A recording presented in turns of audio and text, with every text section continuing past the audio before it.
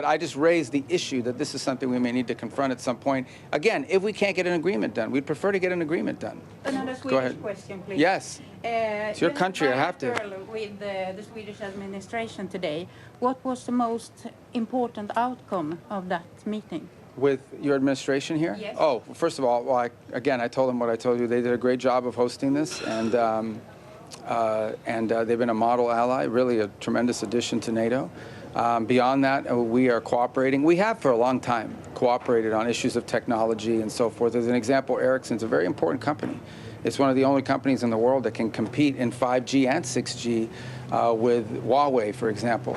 So we have a vested interest in that. We've partnered with Swedish companies for a very long time. Today we signed a memorandum of understanding that further adds to our cooperation on biomedicine, biotechnology, AI, all of these innovative, and we're building on a foundation of years and years, actually decades of cooperation between our two countries.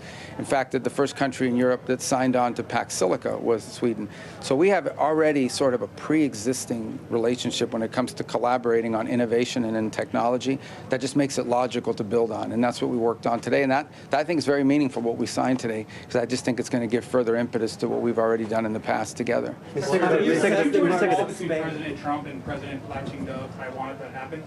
And would I do what now? Would you join a call between President Trump and President Ching of Taiwan if that call happens? And can you tell us if preparations are underway for that as the president? Yeah, I don't have any news on that for you today. I don't. Sir, President announced 3.0. Is there a concrete timeline? Because many Europeans are maybe scared that we have less Americans. It's still the most powerful army in the world.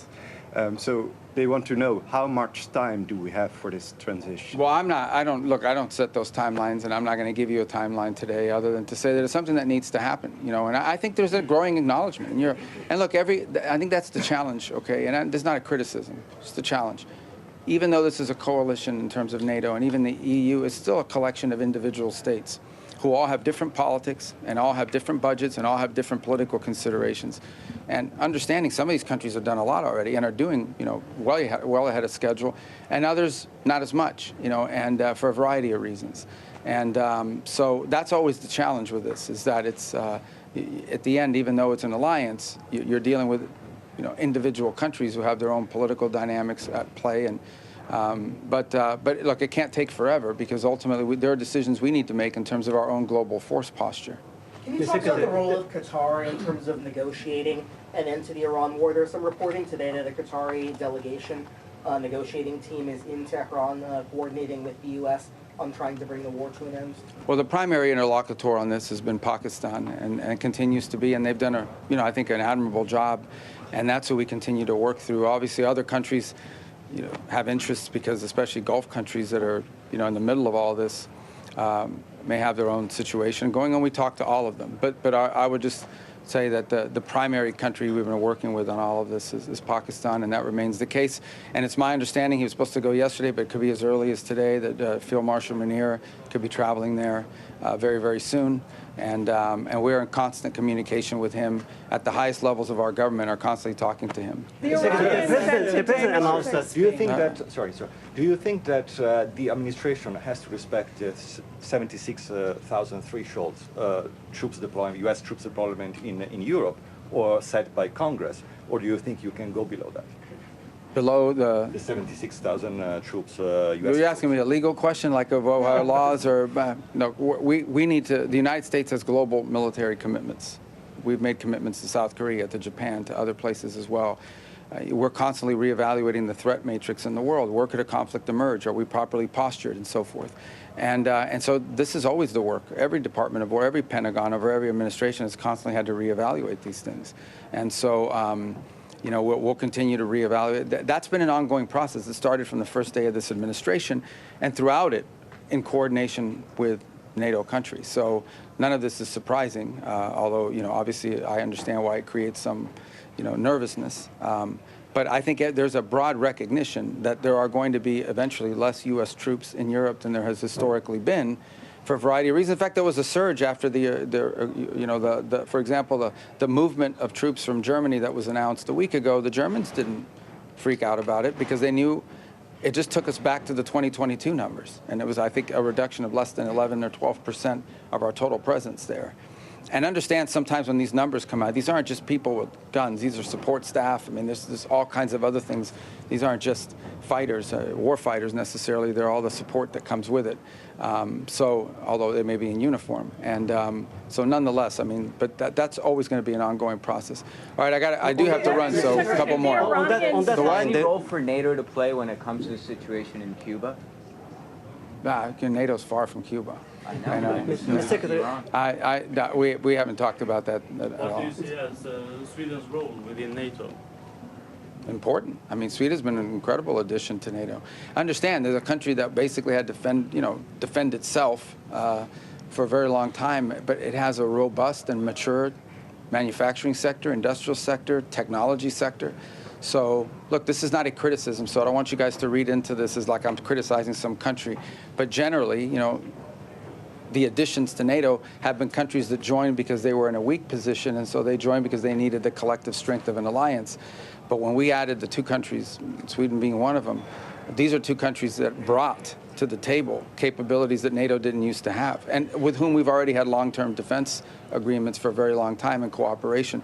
So Sweden was an incredible addition and made the alliance much stronger, no doubt about it. And especially now, we're talking about one of the things we talk about is the defense industrial base. I mean, Sweden had a mature defense industrial base that it now brought into NATO. So the opportunity we already work on aircraft together and so forth. The ability to build on that is extraordinary, and that's one of the things we want to be able to do. And beyond defense, on other areas that touch on defense, but maybe are not defense directly. You the mentioned Mr. Secretary, that there The president announced did you get a question? only one. I know, but this guy's greedy. All right, this is my last one. I apologize. I got to fly to India. Go ahead. Greenland and the Arctic. Have you been discussing that? We had an Arctic. Well, we didn't discuss Greenland today, but we had an Arctic meeting today of the 7 countries, and very positive. We'll have a joint statement. I don't know if it's out yet. It should be out in a moment. And I think there's a growing. Although this is an effort that's pre-existed, I think there's a growing commitment to make it a regular part of our engagements as NATO is to focus on Arctic security for obvious reasons. We're an Arctic nation. We're always going to be focused on the Arctic. It's great to see that other countries are part of this effort now, and that it's going to play a more prominent role. The Arctic is going to play a more prominent role in NATO and in discussions around NATO. So we had our political officers met a few days ago and worked out a lot of details on the joint statement, and then we had a foreign ministers meeting today and potentially a leaders level meeting at some point on it as well. So it's a good forum within NATO, and I thought today was very positive, and the joint statement should reflect that. Okay, I said that was about. I'll do one more because I'm a nice guy. The president announced 5,000 troops going. It's unbelievable. I apologize. All right, I'm going to do one more, and then I'll do you because you're so persistent. Go ahead. Thank you. Have the peace negotiations under American leadership in Ukraine stalled? Do you think that Europeans... Yeah, the peace negotiations on Ukraine under American leadership. Let me just say, we got involved, okay, because we were told we were the only ones that could do it. We were the only ones that the Russians and the Ukrainians would talk to. So we got involved. They were not fruitful, unfortunately. That's to play. We stand ready to continue to play that role, despite leaks that are not true, despite stories out there about us forcing the Ukrainians to take this position or that position, which are not true. If we see an opportunity to pull together talks that are productive, not counterproductive, and that have the chance to be fruitful, we're prepared to play that role. There are no such talks occurring at this time, but we hope that will change because that war can only end with a negotiated settlement. It will not end with a military victory by one side or the other, at least from a traditional standpoint of how military victories are defined. So it will have to lead, and if we can play a role in making that happen, the president is very much interested in doing it. We just, over the last few months, just sort of sensed that there wasn't a lot of progress being made, but maybe dynamics will change, and if they do, we stand ready to play whatever constructive role we can play. If someone else would like to handle it, they should. But it doesn't appear to be anybody else in the world right now that can handle it, so we're more than happy to do that if the opportunity presents itself to have constructive and productive talks. We're also not interested in getting involved in an endless cycle of meetings that lead to nothing. Okay. Very quick. Yeah, I appreciate that. Very quick. And then I gotta go. The president said that 5,000 troops will be going to Poland. Can you please clarify where will they be coming from? And separately, They'll be coming from America.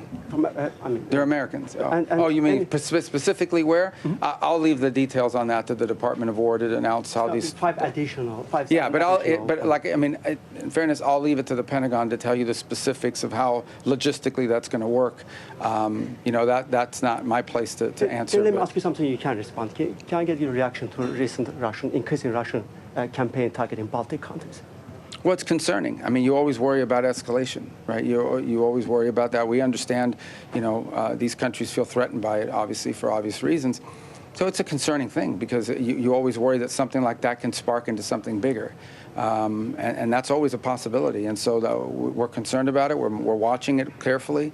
We're obviously engaged with our allies in NATO in that regard in terms of what's happening, and we keep up to date. But the underlying response to your question is we're concerned about it because we don't want it to lead to some broader conflict that can really lead to something far worse. The Iranians today said, Mr. Secretary, that there's some forward movement. I said the same thing. I can't believe I said the same thing that the Iranians did. There's been some progress. I wouldn't exaggerate it. I wouldn't diminish it. There's more work to be done, but look, yeah, there's been some, and that's a good sign. I'm glad they said that. We're not there yet. I hope we get there. The president would prefer to do a good deal. You asked me if I'm optimistic. I don't characterize it as optimistic or pessimistic. We're going to respond based on the facts as we see them and as they emerge. So what the president has outlined as his priorities are clear. Iran can never have a nuclear weapon. The issue of highly enriched uranium has to be discussed. Its disposition has to be dealt with. And, of course, the issue of future enrichment has to be dealt with as well. Those are the core pillars of any sort of agreement, in addition to opening the straits, of course. So I think there's been some progress, but we're not there yet. And hopefully that'll change. It may not. Honestly, it may not. We're dealing with a very difficult group of people. And if it doesn't change, then the president's been clear. He has other options. He prefers the negotiated option and having a good deal. But he himself has expressed, concern that maybe that's not possible. But we're going to keep trying. I know our guys are still working on that very hard. So, all right, guys, thank you. Thank you, sir. Thank you.